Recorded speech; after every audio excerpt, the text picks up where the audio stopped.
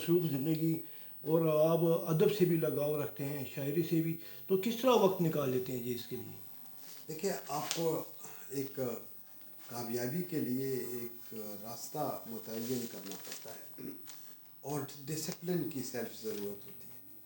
تو میں نے اپنے زندگی کو اچھا خاصا ڈسپلن کیا ہے right from the very beginning. شروع میں نے ایکسرسائز کو، ہیلتھ کیئر کو کی طرف میں نے کافی رجوع کیا ہے. اور بات یہ ہے کہ شاعری کی طرف میرا لگاؤ تو ادب کی طرف تھا. شروع میں انگلش لٹریچر کی طرف میں نے شیلے، بائرن، ٹینیسن اور جان کیٹس ان سب کو پڑھا، کافی شوق سے پڑھا تھا.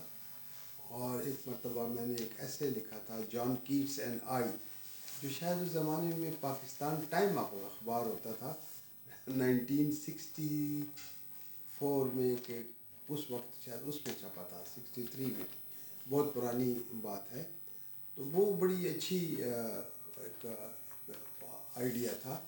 لیکن اس کے ساتھ جب میں یورپ گیا، جب میں پڑھنے کے لیے انگلینڈ گیا، تو وہاں پر مجھے اتفاق ہوا the reconstruction of religious thought in Islam, جو علامہ اقبال کی کتاب ہے، وہ پڑھنے کا. تو جب وہ چھوٹی جیسی کتاب میرے ہاتھ میں تھمائی گئی تو میں بڑا پریشان ہو گیا، کیونکہ اس کا پہلا پیج ہی میری سمجھ میں نہیں آ سکا تھا. اس کے لیے لازم تھا کہ مجھے ABC آف سائیکالوجی آئے، جو شاید میں سیکھ رہا تھا. ABC آف فلاسفی آئے، جو مجھے نہیں آتی تھی. ABC آف لاجک آئے. ABC آف کمپیریٹیو ریلیجنس آئے. ABC آف ہسٹری آئے. تب جا کر اور اس کو سمجھنے کے لیے مجھے میرا خیال ہے 40 سال کا عرصہ لگا. اس کے بعد وہ کتاب میری صحیح سمجھ میں آئی.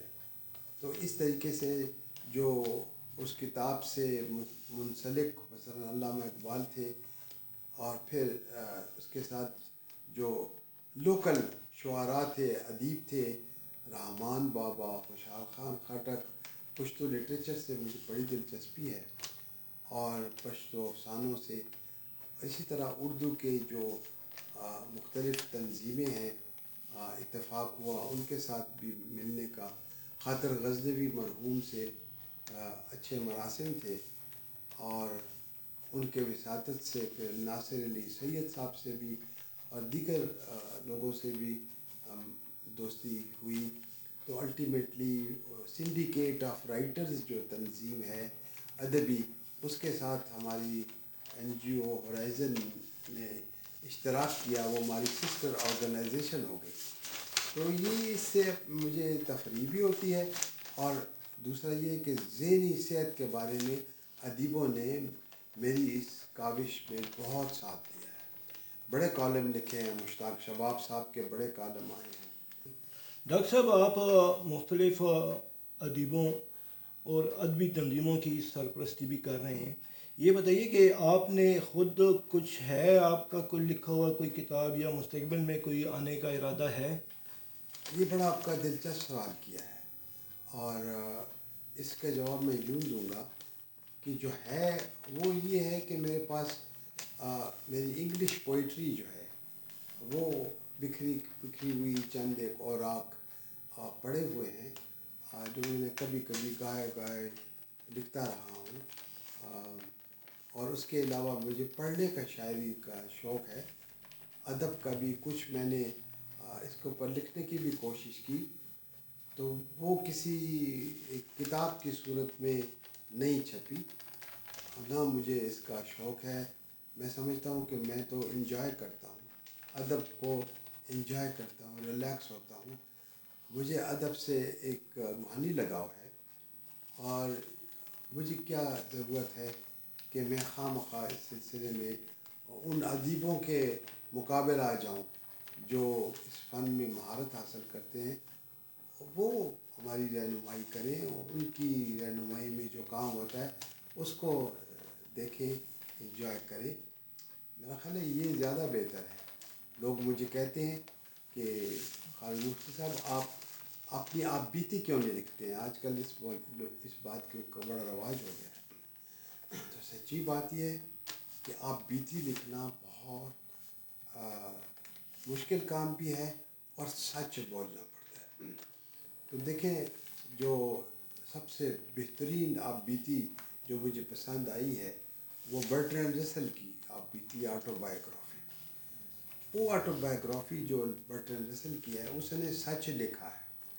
اس معاشرے میں سچ لکھنا اپنے بارے میں دوسرے بارے میں وہ اتنی تنقید کا باعث نہیں بنتا، اس کو ایکسیپٹ کیا جاتا ہے. اچھا ڈاکٹر صاحب، آخر میں کوئی پیغام اگر دینا چاہیں نوجوانوں کو، شہر کے لوگوں کو؟ دیکھیں یوتھ کے لیے پیغام ہے.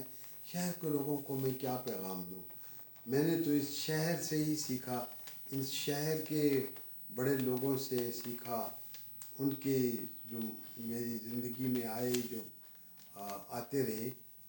میں سمجھتا ہوں کہ میں صرف یہ کہہ سکتا ہوں کہ بجائے پیچھے دیکھنے کے آگے کی طرف بڑھے، اور آگے بھی اگر مستقبل بھی آپ نہیں جھانک سکتے تو اپنا آج تو اچھا گزاریں.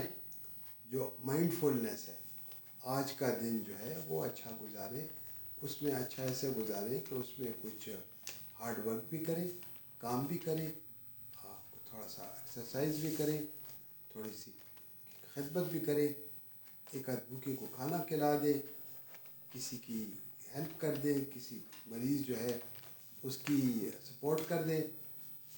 آپ اپنے لیے بہتر بن جائیں. اپنی تھوڑا سا خاموشی میں بیٹھ کر آپ میڈیٹیٹ کریں. نماز سے اچھی چیز تو کوئی بھی نہیں ہے، تو اس کے اندر نماز کو قائم کرنے کی کوشش کریں اور مذہب کو نہ چھوڑیں. ہمارا جو رواج ہے اس کو نہ چھوڑیں. تو جب آپ مذہب اور رواج کو اور سائنس کو، ان تینوں کو ساتھ ملا کر ہارڈ ورک کریں گے تو پھر ایک اچھا معاشرہ چلے گا نا جی، سسٹین کرے گا. بہت شکریہ ڈاکٹر صاحب، بہت شکریہ.